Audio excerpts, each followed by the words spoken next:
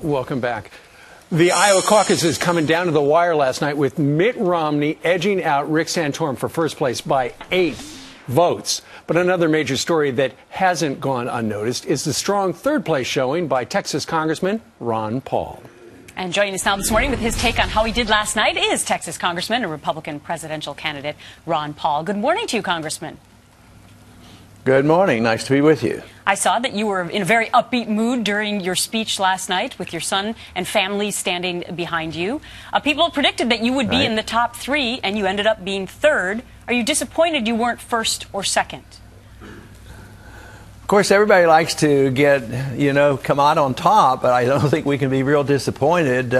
Certainly with that crowd and the enthusiasm of the supporters and the volunteers and how much enthusiasm is with all those young people. So no, I can't be disappointed with that. But it also means that we have a lot of work to do and we have to continue to build. But I thought the results were very good. We did very well with independent voters, and everybody knew we would do very well with people who were between 18 and 30. So that came through. But the other thing I thought was very interesting is it is true that when you look at my votes, about half of them were considered very conservative, but the other half were considered moderate. And I think my positions that I hold for limited government across the board is very attractive across the board. In New Hampshire, there are a lot of independents. There are more registered independents than there are Republicans or Democrats. So we're looking forward to New Hampshire. I know you went heavily after Newt Gingrich, as did Mitt Romney, and Newt Gingrich said some nice things about you, but he has some bad things to say about your foreign policy. Let's listen. We also have to understand, and this will be a major debate with Congressman Paul, who's had a very good night, and I congratulate him on having done very well. But the fact is, his views on foreign policy, I think, are stunningly dangerous for the survival of the United States. And your reaction? Well, he should read the Constitution to find out what we're supposed to be. We're not supposed to be the policemen of the world. We're not supposed to start preemptive war and go in and occupy countries. Why don't we look to George Bush's advice? He ran in 2001 by saying we should have a humble foreign policy. We shouldn't be the policemen of the world. We shouldn't be in nation building. So he's taken on George Bush. He's taken on the founders of this country. He's taken on Robert Taft. He's taken on President Eisenhower, who warned us about bankrupting this country and kowtowing to the military-industrial complex while undermining our national defense. What other foreign policy expert agrees with you?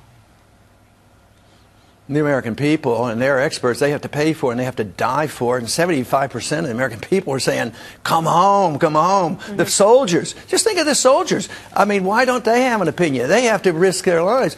And they give me more money than the rest, twice as much as all the other candidates. Why is that ignored? Don't they have a say? Shouldn't they be able to reverse, give us an opinion? So people, if you ignore that, you do it at risk, because this is endless and our country's bankrupt, so we can't afford it. We didn't beat the Soviets with the nuclear war. We beat the Soviets because they were ruined economically, and that's what we're on the verge of doing to ourselves. Speaking of risk, former Governor Sarah Palin last night had some words about you. She said that the Republicans better not marginalize Ron Paul and his supporters because their fiscal concerns are very legitimate, and the Republicans better work with them.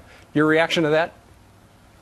Well, she's a very wise woman. I would say that my proposal, if you look carefully and give me my due, I'm the only one that proposed any real cuts, because most people who have paid any attention to our budgetary debate, they're just talking about token cuts on increased spending.